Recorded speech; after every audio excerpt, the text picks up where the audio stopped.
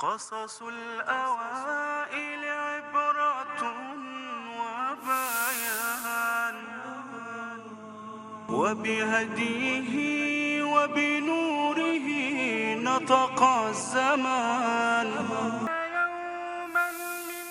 ما با نزول این قرآن از سوی خویش بهترین داستانها را که پیشتر از آنها آگاهی نداشتی برایت بازگو می کنیم.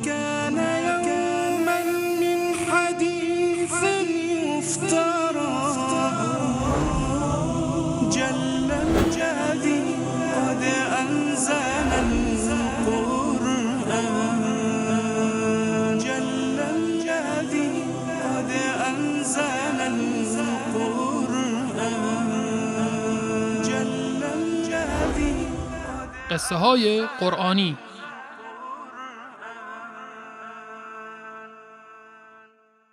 بسم الله الرحمن الرحیم. الحمد لله و الصلاة و السلام علی حبیبنا رسول الله و علی آله و صحبه و من والاه.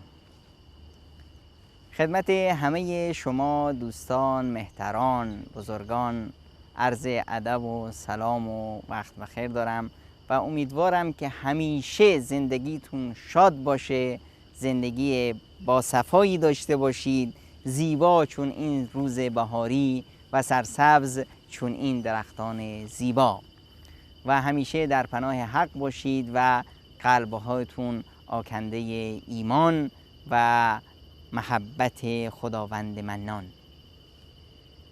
با قصه دیگر از قصه های قرآن کریم با شما هستیم، قصه هایی که به ما نشون میده قرآن چقدر شیرینه و قرآن چه درسهایی رو واسه ما آورده. درسهای قرآن، تعالیم قرآن به صورت بسیار زیبا، به صورت قصه ها خداوند متعال اونها رو به ما تقدیم میکنه تا ما با خوندن این قصه ها، با فهم این قصه ها بتونیم اون درسهایی رو که شایسته هست بگیریم و در زندگیمون اونها رو عملیشون کنیم. از جمله قصه هایی که قرآن کریم آورده و یک سوره، بزرگترین سوره یا طولانی ترین سوره در قرآن کریم، به این قصه، به مناسبت این قصه نامگذاری شده، سوره البقره، حکایت یک گاوی رو در این سوره واسه ما قرآن کریم نقل میکنه. وقتی که سوره رو اسمش هست البقره، خود این اسم واقعا حیرت انگیزه که یک سوره از قرآن کریم اسمش باشه گاو. خب هر انسانی، هر عاقلی به خودش میگه که این قصه گاو چی بود؟ چرا این سوره اسمش شد گاو؟ چرا خداوند متعال این اسم رو برای این سوره انتخاب کرد؟ خب این باعث میشه که ما بریم و تفاصیل این سوره رو با هم ورق بزنیم و نگاش کنیم و این قصه رو از میان این آیات سوره بقره که در اون تعالیم، ایمان، ارزش‌ها و قانونگذاری‌ها و پیام‌های زیادی است، از این میان بیاییم این آیات رو در بیاریم و قصه این گاو رو بدونیم. قصه این گاو پرده میکشه از نفسیت و ساختار نفسی و روانی یهودیان، تربیت یهودیان بر جدل، بر مناقشه و مناظره های بیهوده، بر نگاه کردن به ظاهرسازی ها و گم کردن حقیقت ماجرا و بر مکر و حیله و بر بی‌تربیتی و بی‌ادبی بی‌نهایت و بر اخلاق بسیار بدشون در برخورد با خدا و پیامبرش. این یهودیان هستند که در این قصه وجود دارند و شخصیت‌های بنیادین این قصه هستند و قرآن کریم اونها رو رسوا میکنه و پرده میکشه از حقیقت زشتی که در صورت‌های زیبا اون رو جلوه میکنند. در این قصه اونطوری که قرآن کریم اشاره میکنه یک قتلی، جنایتی صورت میگیره و یهودیان در این که این قاتل کیست به جون هم میافتند، اختلاف میکنند و میگن که حل این ماجرا و جواب این معما با حضرت موسی میتونه باشه. بریم نزد حضرت موسی تا بین ما داوری کنیم. بلند شدن رفتن پیش حضرت موسی که ما همچنین مشکلی داریم، حالا شما واسه ما حلی رو پیدا کن. حضرت موسی به اونا گفت که شما برید یک گاوی رو بکشید. این دستور خداست که برید یک گاوی رو بکشید. الان هر عاقلی میگه که خب ما اومدیم پیش قاضی و قاضی از جانب خداش به ما امر میکنه که شما گاوی رو بکشید. هر عاقلی میگه که بله دیگه چشم قربان، میریم این کار رو میکنیم، هیچ مشکلی نیست. چرا و به چه هدف؟ خب خدا بهتر میدونه، حتما جواب در همینه. اما یهودیان چنین نکردن، گفتن که ما رو مسخره میکنی؟ چی شده موسی؟ ما رو مسخره میکنی؟ پیامبر خدا بهشون میگه برید گاوی رو بکشید و این دستور هم واضحه، گاو، هر گاوی رو میتونستن بکشن. بعد از اینکه به خودشون برگشتن گفتن خب حتما یک رازی هست در این، خب میکشیم، اما چطور بکشیم؟ و نشستن با هم که چیکار کنیم؟ گفتن که خب موسی گفته که گاوی رو بکشید، خب بره از خداش بپرسه. و اخلاق یهودیان اینه، بره از خداش بپرسه. موسی برو از خدات بپرس، انگار که خدا خدای موساست و خدای اونا نیست. اومدن هرچه این یهودیان، انسان هرچه به خودش بیشتر ظلم کنه خداوند روش فشار بیشتر میاره، هرچه بدجنسی کنه و نافرمانی کنه از دستورات الهی عذابش بیشتره، تنگناییش بیشتره و تنبیه هم بیشتر میشه. یهودیان اومدن پیش حضرت موسی گفتن که خب حالا شما گفتید گاوی رو بکشید، نگفتید که این گاو چند سال عمرش باشه؟ عمرش رو بگو. خب میتونستن هر گاوی رو بکشن، اما دایره رو بر خودشون تنگتر کردن. خب حضرت موسی علیه السلام گفت که خداوند متعال میفرمایند یک گاوی باشه که نه بزرگ و پیر و سال خورده باشه و نه گوساله کوچیکی باشه، عمرش در میانه باشه. خب دایره این گاو الان تنگتر شد. چشم میری میکشیم. بعد نشستن با خودشون نه اینطوری که نمیشه. خب رنگ گاوه رو نگفت. اومدن که حضرت موسی خب گفتی گاوی بکشی، اما نگفتی چه رنگی باشه، سیاه باشه، قهوه‌ای باشه، چه رنگی باشه. دایره رو خواست بر خودشون تنگتر کردن و خداوند هم بر اونها سخت گرفت. بله برید گاوی باشه زرد پررنگ و خوشگل که هر که ببیندش خوشش بیاد. دایره تنگ شد بر خودشون. رفتن اومدن نه خب شما گفتید گاوه رنگش باشه این، خب قبول. گفتید که نمیدونم جوون باشه، قبول. اما خب نگفتید که چه کاره باشه. گاوم میخواد چه کاره باشه. اینجا بود که حضرت موسی بهشون گفت این گاوی باشه که پیش اهلش، پیش صاحبانش عزیز باشه، دوستش داشته باشن، از اون نه در شخم زدن زمین ازش کار بگیرن، نه در آب دادن کشتزار. یک گاو نونور عزیز پیشه افرادش.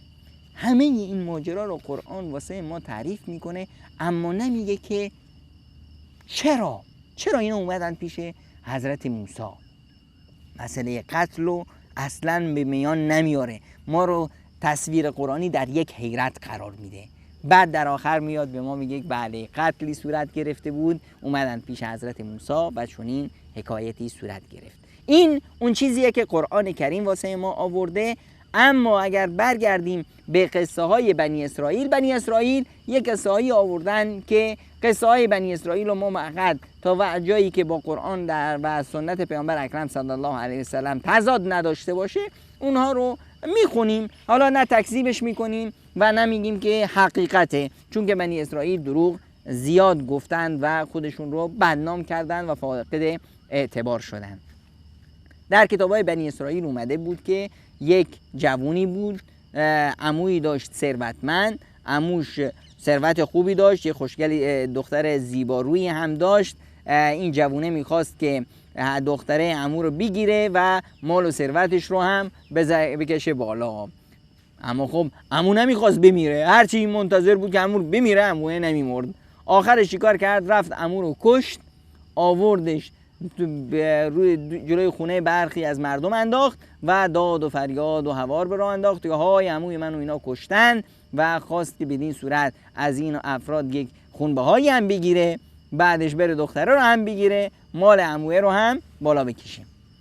خب اینجا بود که بنی اسرائیل به جون هم افتادن که آقا شما کشتید، نه ما نکشتیم، اونا کشتن. بعد گفتن که چیکار کنیم؟ رفتن پیش حضرت موسی علیه السلام و حضرت موسی هم همین حکایت گاو رو براشون مطرح کرد و اونها بدین صورت با حضرت موسی برخورد کردند که این قصه پرده برمیکشه از اخلاق یهود، چگونه سعی دارن حقیقت ها رو بپوشونن و میخواستن با اختلافی که بین خودشون ساخته بودن قاتل رو پنهان کنن.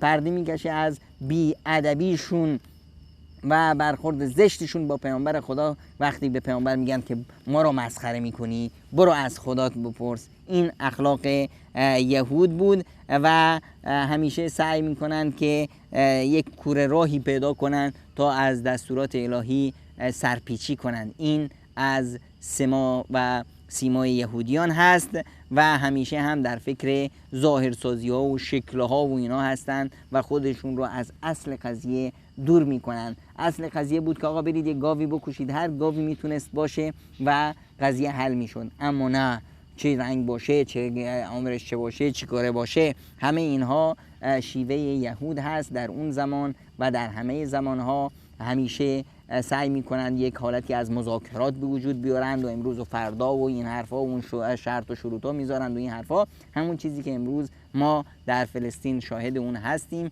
که چطور اهل فلسطین و چطور دنیا رو به مسخره گرفتن با مذاکرات های بیهوده و دروغین و مکر و حیله هاشون. الان میریم به قرآن کریم مراجعه میکنیم تا ببینیم تصویر قرآن کریم از این حادثه و از این قصه چگونه است. قصص الأوائل عبرة وبيان. قرآن کریم در این قصه پرده کشید از برخی از اخلاق یهود و نحوه برخوردشون با پیامبرشون و نحوه استقبالشون از فرامین پروردگار یکتا. در مقابل یهود ما تصویر زیبای یاران و مکتب محمد عزیز رو داریم، پیامبر اکرم صلی الله علیه و سلم رو. ببینید در آخر سوره بقره تصویری زیباست از این اطاعت و فرمانبرداری صحابه کرام. و قالوا سمعنا و اطعنا غفرانک ربنا و الیک المصیر. میگفتند که شنیدیم و فرمانبرداریم، چشم حتما انجام میدیم، بار الها ببخشای بر ما و مسیر ما به سوی توست. بعد در آخرش همش دعاست، همش زاریست در مقابل خدا یکتا، همش احساس به بندگی و سرباز بودن از در مقابل پروردگار یکتا. ربنا لا تؤاخذنا ان نسینا و اخطانا. بار الها ما رو نگیر و محاسبه نکن اگر از ما لغزش و اشتباهی صورت گرفت. ربنا ولا تحمل، اگر اون چیزی که به ملت‌های دیگر با مسئولیت‌هایی که به اونا دادید و ما توان تحملشو نداریم، اونها رو بر دوش ما نگذار. خدایا ما رو بار سنگین بر دوش ما نگذار که نتونیم اون رو ادا کنیم. همش دعاست، ما رو ببخش، ما حاضریم هر امری باشه ما تابع فرمانیم. در مقابل این قصه بقره رو داریم در همین سوره نزد یهودیان. در از آیه 67 ما این قصه رو داریم تا آیه 74 که تعلیق قرآن کریم بر این قصه است. و اذ قال موسی لقومه ان الله یأمرکم ان تذبحوا بقره. موسی به قومش گفت که خداوند به شما دستور میده که گوساله‌ای رو یا گاوی رو بکشید. قالوا اتتخذنا هزوا. موسی تو رو چی شده؟ ما رو مسخره میکنی؟ ببینید خودشون اومدن پیش حضرت موسی و الان موسی بهشون یه دستوری میده، میگن که ما رو مسخره میکنی.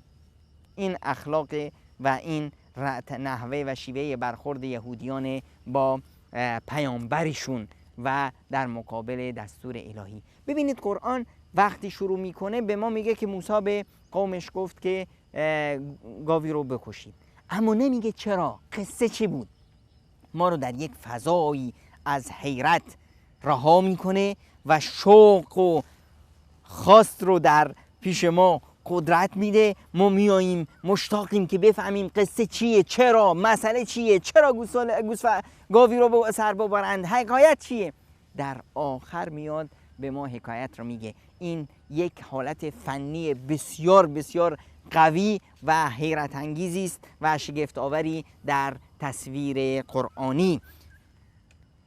قالوا ادع لنا ربک، برو از خدات بپرس. از خدات، نمیگن از خدامون ربنا مثل و شیوه صحابه رسول اکرم صلی الله علیه و سلم. یهودن و یهود باید عقلشون یهودی باشه، باید اخلاقشون یهودی باشه، مکر و حیله همش بی‌تربیتی، همه سیمای اینهاست در این تصویر.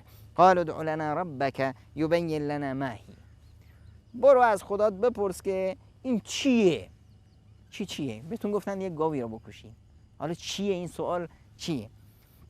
قال انه یقول انها بقره لا فارض ولا بکر عوان بین ذلك. خداوند متعال داره به شما میگه که این گاوی باشه نه پیر و فرسوده و نه جوون یا کوچیک گوساله، در میان باشه، جوونی باشه، گاو جوونی باشه.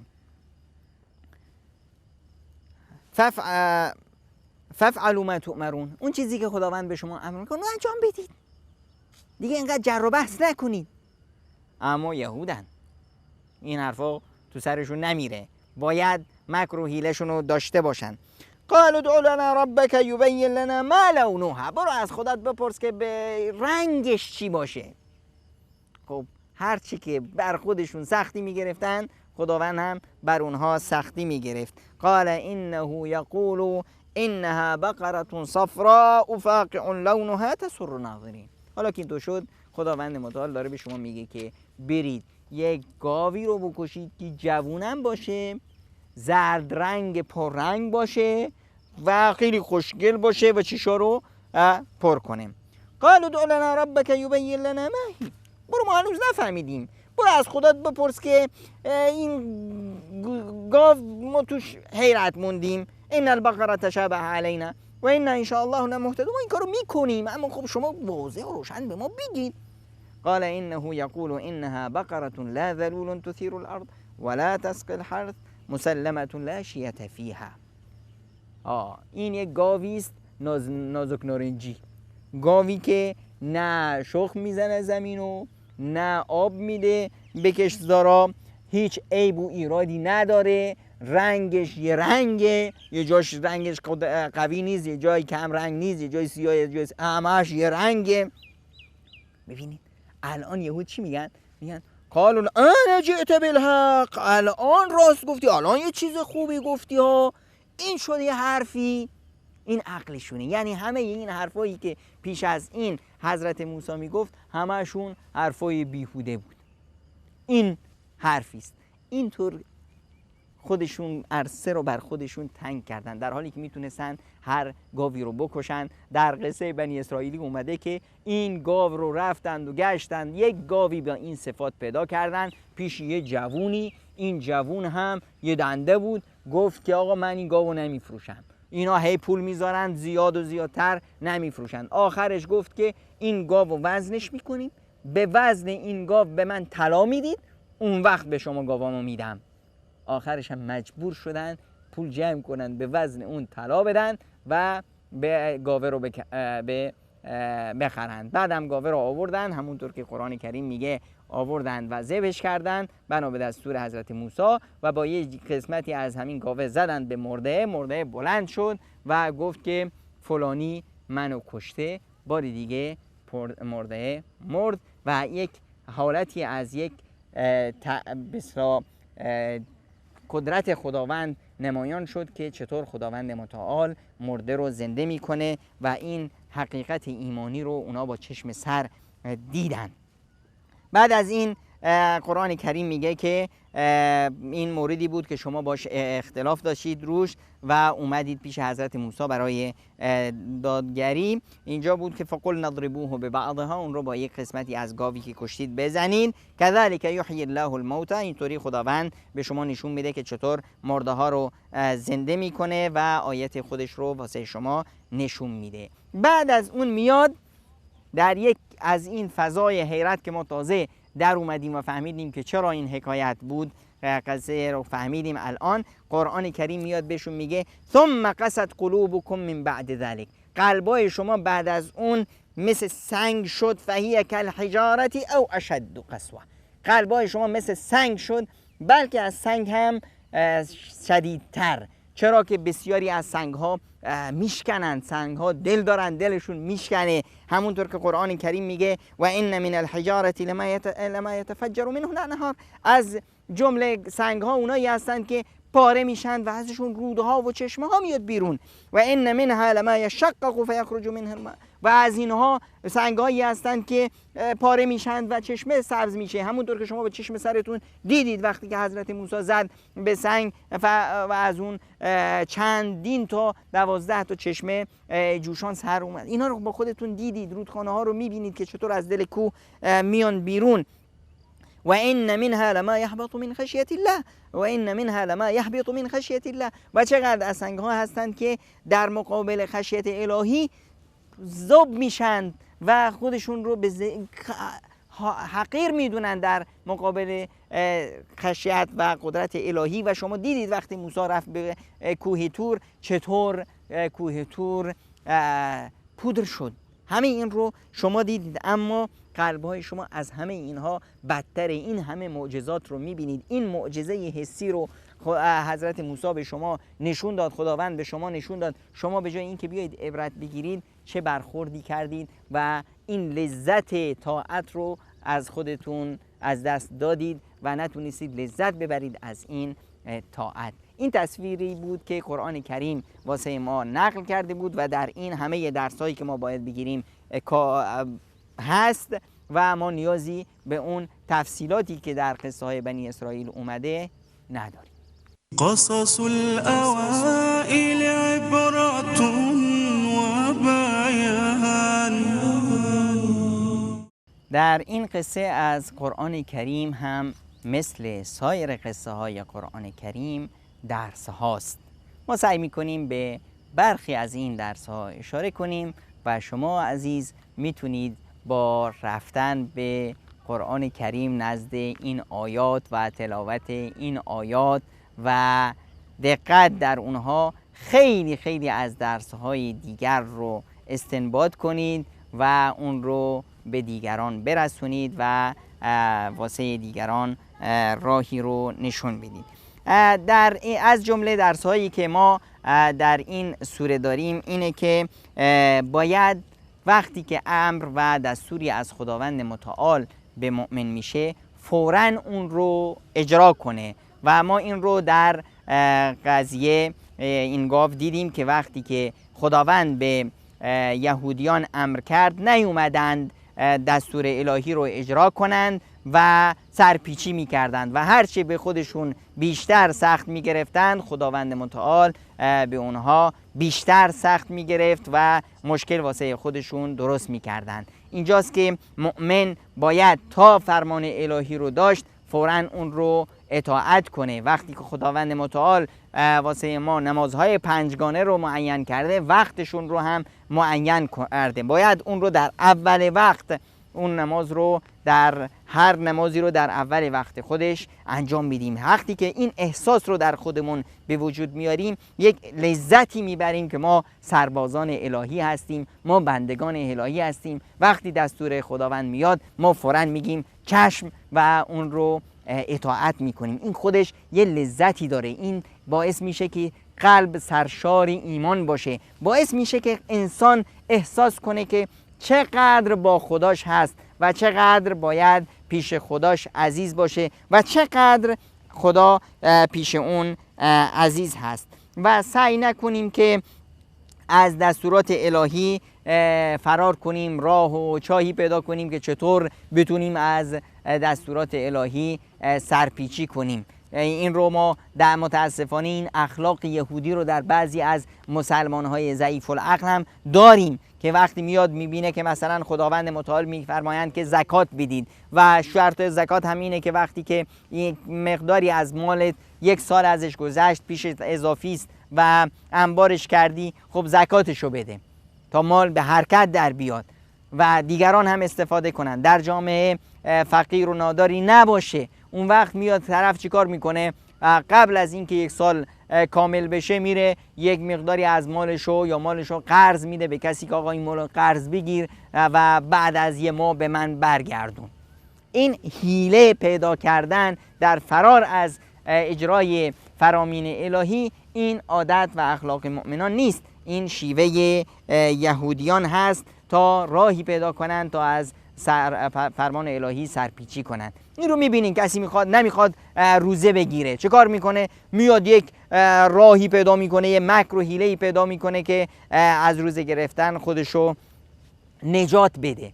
این کسی است که قلبش شوق عبادت نداره، لذت نمیبره از عبادت، عبادت براش اون لذت ایمانی رو نداره، عبادت براش یک دستوری است که اون رو انجام بده، اون هم با سختی میخواد یه جوری از سر خودش ردش کنه. این شیوه یهودیان هست، نه شیوه مؤمنان. و مهمترین عامل در پایبندی و التزام به اوامر الهی قلبه. اگر قلب انسان آکنده ایمان، آکنده احترام و دوستی خداوند متعال باشه، با شوق و عشق به سوی عبادتها و به سوی فرامین الهی پر میکشه. اما وقتی که قلبش خالی است از محبت الهی، وقتی که قلبش خالی است از ایمان، این عبادتها رو یک نوع فشاری رو خودش احساس میکنه و میخواد یه جوری از سرش رد کنه. و ما یه نقطه بسیار مهمی رو باید بدونیم و اون این که دین خدا بسیار بسیار آسونه و این دین رو اگر ما بهش عمل کنیم هیچ مشکلی واسه ما پیش نمیاد. اما متاسفانه برخی میان به خودشون سخت میگیرن و هرچی این دین رو سخت میگیری اونم کمرتو میشکنه. میبینیم بعضی ها رو که میرن تو صومعه ها و تو خانقاه ها و جایی ریاضات صوفیه میکنن. چه بلاها که به سر خودشون در نمیارن که ما ریاضت میکنیم. اونایی که از دین گریختن، در یک فضای دور از مفاهیم و مبانی و ارزش‌های اخلاقی و ایمانی قرآن کریم به سر میبرند، اهل بدعت، چطور خداوند متعال اونها رو شکنجه میکنه؟ به دست خودشون زنجیر میگیرن، خودشون رو میزنن، تیشه میزنن به سرشون، خودشون رو در دنیا شکنجه میکنن و در آخرت عذاب الهی منتظر همچنین عقلهای پوکی هست که خودشون رو با دوری از قرآن کریم و با دوری از مفاهیم اصلاحگرای دینی اومدن خودشون رو در بدعت‌های انداختن و در این منجلاب دارن خودشون رو با دست خودشون عذاب میکنن. حضرت عمر رضی الله عنه از جایی رد میشدن، یه راهبی رو دیدن که در صحرا بدور از مردم در یک حالتی از وحشیگری داره زندگی میکنه. گریهشون گرفت، گفتن یا امیر المومنین، یه راهب عقل تو سرش نیست این کارا رو میکنه. میگه بله میدونم، خودش رو در دنیا با دست خودش داره عذاب میکنه و در آخرت باید جوابگوی این باشه که چطور این نعمتهای الهی رو ضایع کرد. و در درسی که از اینجا میگیریم اینه که وقتی فرمان الهی میاد اون فرمان رو باید اجراش کنیم. دیگه 2 تا 4 تاست.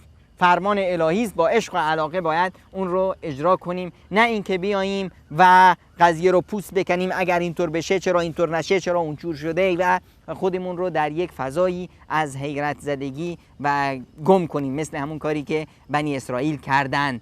یه روزی پیامبر اکرم صلی الله علیه و سلم به صحابه می‌فرمودند که حج به جای بیارید. یکی بلند شد گفت که یا رسول الله هر سال؟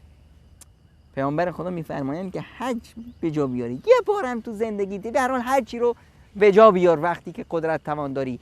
و این طرف میگه هر سال و این حرفش رو 3 بارم تکرار میکنه. پیامبر اکرم صلی الله علیه و سلم عصبانی شدن، گفتن که این کارو نکنید. اون چیزی که من به شما دستور میدم اونو انجام بدید. دیگه روی خودتون بار نیارید. الان اگر من بگم بله هر سال بر همه شما حج فرض میشه و توان این کار رو ندارید، این کار رو نمیتونید انجام بدید، بعد از اون بازخواست میدید.